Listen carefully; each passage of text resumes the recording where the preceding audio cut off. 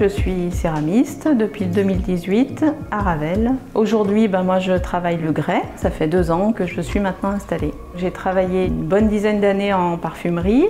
Après, je suis rentrée dans une marque de luxe où j'ai parcouru à peu près la France entière. Un monde très intéressant, mais qui, à l'arrivée des enfants, ne correspondait plus du tout avec la vie familiale. Je me suis posé plein de questions pour me dire ça me va plus et il faut que je fasse autre chose. Donc, moi j'habite Ravel depuis 2005. Il y a le marché des potiers qui était à l'époque encore en œuvre. Et tous les ans, on avait la chance de pouvoir héberger des potiers.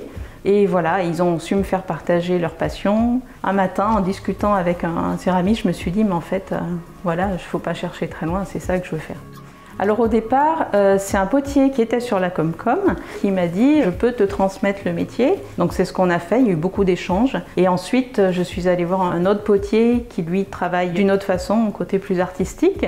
Et puis j'en ai vu plein d'autres. Je me suis dit, plus je vais voir de potiers, mieux ça va être, plus je vais m'enrichir. Donc j'ai mis toutes ces connaissances dans un entonnoir et voilà, il en ressort ce que je produis aujourd'hui.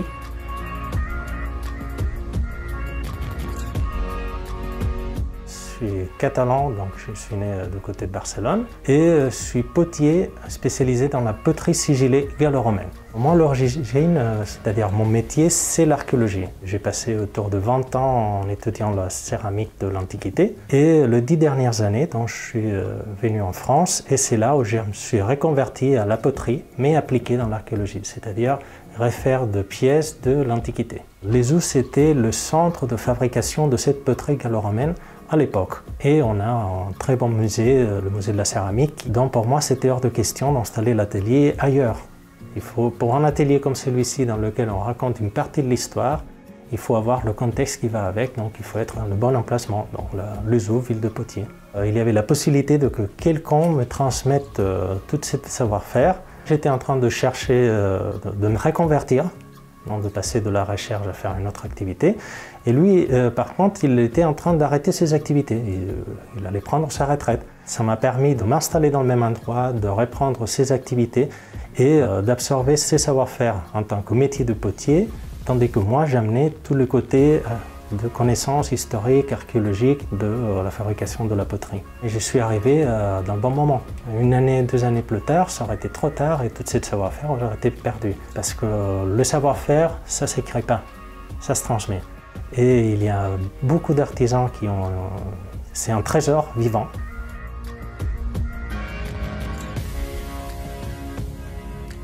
Je suis gérant de la boucherie au Fil de l'Os avec un associé, Florent Taillandier.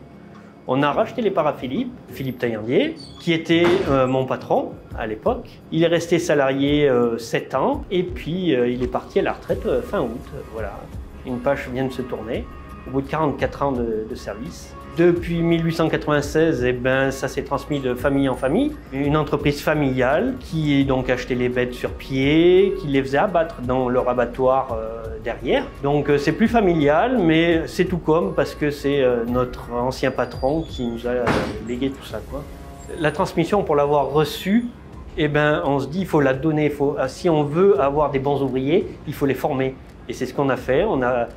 Tout de suite, on est rentré dans la formation, former des apprentis, on a toujours formé. On a toujours eu toute cette petite jeunesse autour de nous.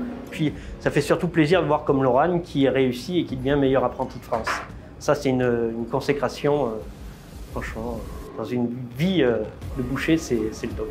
En fonction des personnes qui étaient dans la boucherie, les différentes personnes m'ont apporté différentes choses. Parce que le concours, il faut avoir un ensemble de qualité. Du coup, voilà, chacun y met de son grain de sel, ce qui fait qu'à la fin, voilà, c'est une victoire collective. Je veux dire, j'ai pas gagné toute seule, c'est toute la boucherie qui a gagné. Et... Ce qu'on peut souhaiter, c'est que ça continue comme ça, que je continue à aimer mon métier, que je vienne avec l'envie tous les matins au boulot. Qu'il y ait une belle ambiance, que ça soit un esprit de famille, et puis voilà, quoi.